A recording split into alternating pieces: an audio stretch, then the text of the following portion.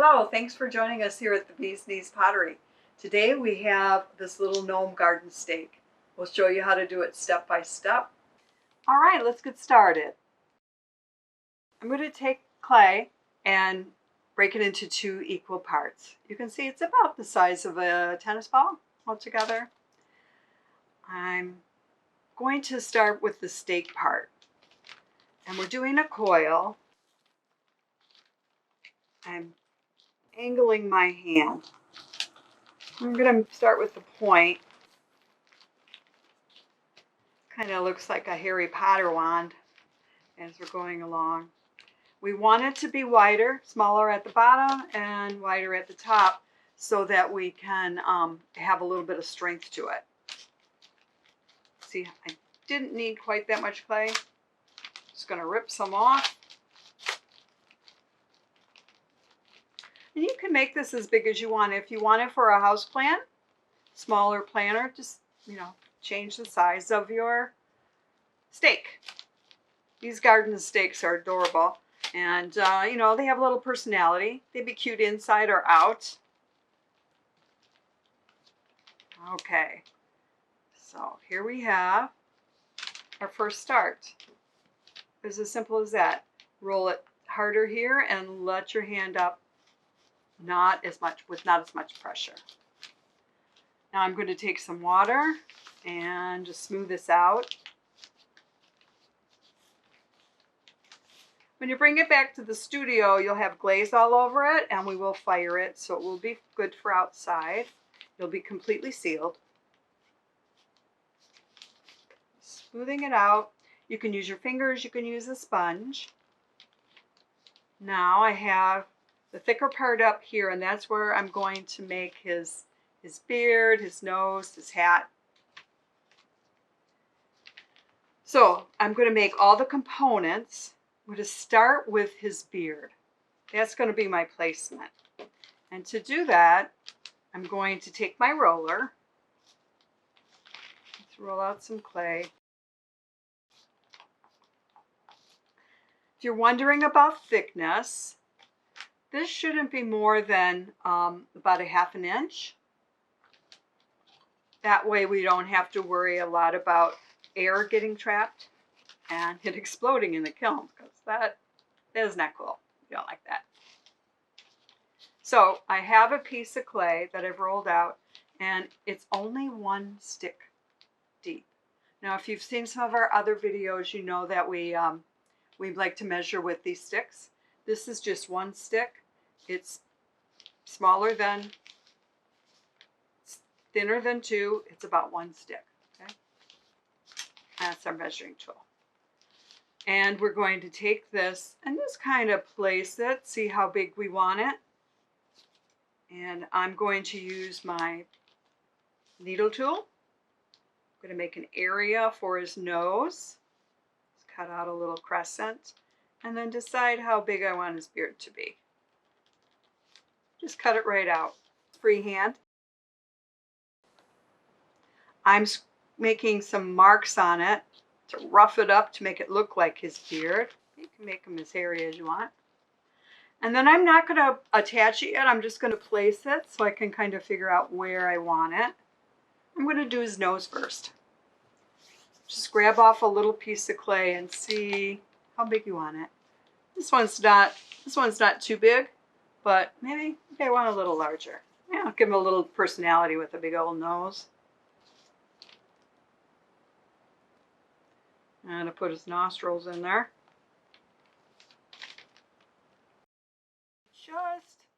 Just placing it on there. It's not attached yet, just to see if I like the placement, if I like the size.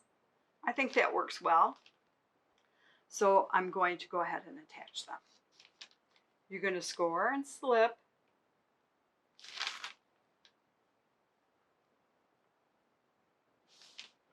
Now when I put this on, I'm making the slip with water, my fingers, and I'm placing this on. And I think I'm going to just roll it a little bit and give it a little personality.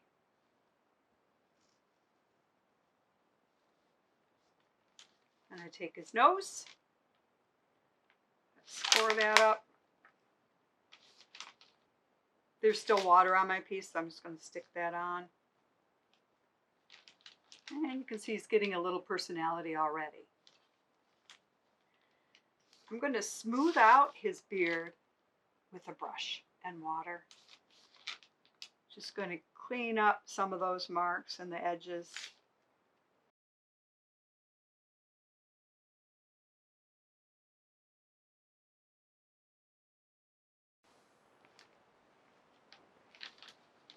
Next thing we're going to do is this hat. And I have put in a little pattern for to use if you like. You can just kind of do a cut off triangle. You don't need a lot of clay. Same as for his beard. We're going to roll it out.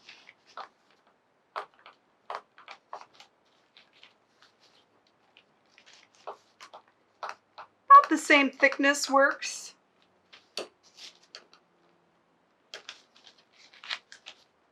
I want it to be one stick thick. Just measuring it. Looks good. Not quite big enough.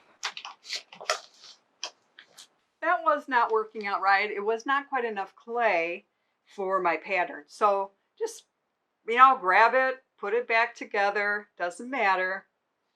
This is clay. This is the beauty of clay. And now I have more clay and I'm going to roll it out. And you can see I have a lot more to work with. I was just fooling myself there for a while with that other piece. Now let's see what we have. Oh, much better. Now I'm just going to make sure it's the even thickness all the way through. And again, I'm going to measure. Remember how we measured with the stick. If you want, you can take 2 of the sticks and roll them together. That'll give you even thickness when your roller's hitting both sticks. Okay, so now we're going to take the pattern and we're just going to cut around it. Now you can use this needle, or if you like, you can use, we like toothpicks too. Whatever works best for you. There will be a needle tool in your kit.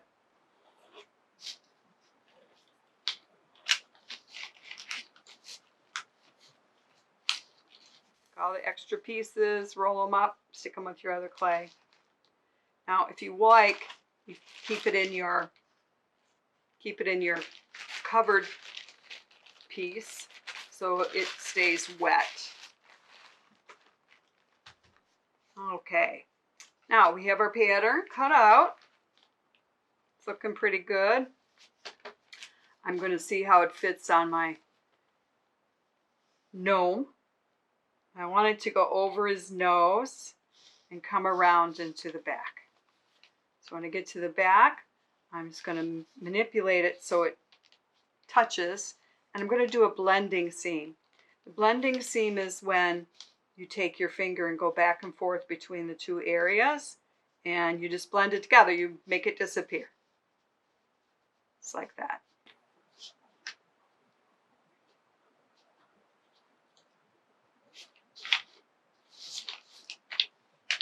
There he is. He's looking pretty cute. And then that gives you a little extra clay to play with. You can make his little cap go all the way straight. You can make it go to the side, whatever adds to his personality for you. I'm going to make this one come forward. Kind of cute. And then we're going to take a sponge and just straighten out any extra lines. Smooth it out nicely. Clean up the edges. If you don't clean up the edges, they can be kind of sharp. So just want to clean that up. We're going to straighten out the back. See how I'm holding it in my hand? I'm offering support. His nose is right here, so I'm not smashing it. And I'm just holding it gently. You can see there's a few little cracks. I'm just going to add water and they're going to disappear. Just the clay is getting dried out a little bit.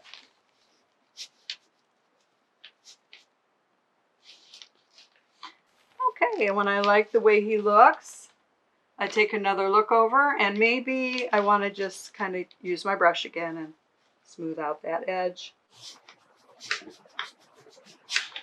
A little finer cleanup. Okay, there's my guy. And now we're going to do the sign. The sign is like rolling out the hat. Just going to take a small piece. It's going to be the same size, so I'm going to take those sticks out to give you an example of how that works again. So smash down our clay and roll our roller is actually hitting the two sticks. So when we roll over the clay, it makes the clay the same depth. If your clay is sticking, don't worry, it's wet. You can always fix it, just roll it back up. If it's a problem, another thing to do is take your workspace and just go over the clay, and then you have an extra layer of protection. It won't stick to your roller. Okay, so we have a piece of clay that's ready for a sign. We're going to just cut it out. We can trim this up so it doesn't have to be perfect, but do you see how I'm using my tool? Just using it on the side and then like a knife. Okay. What I like to use is this little set. It has small letters in it. I like to use this, and it has a little device, a little stamper in there with it.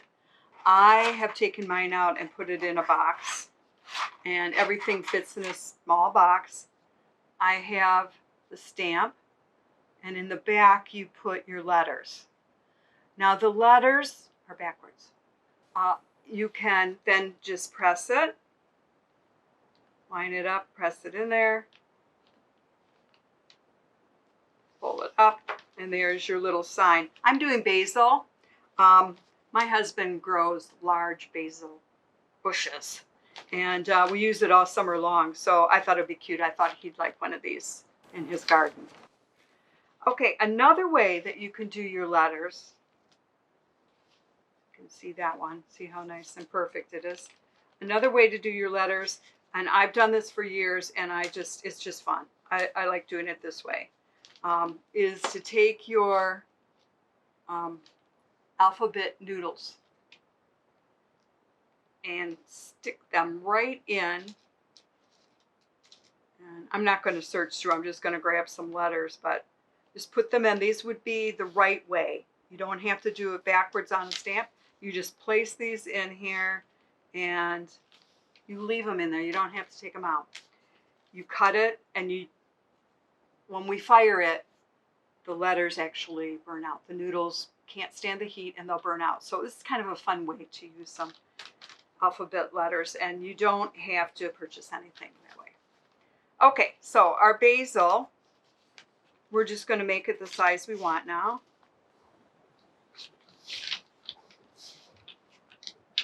And if I use my stick and line up the bottom of all the letters, I can pretty much just eyeball it and make the sign the size I want. All I'm going to do is take my tool and score, and on the back, a little bit of water, and stick my sign on. Now you can go back and again use your sponge or your brush and just clean up the edges. There you go.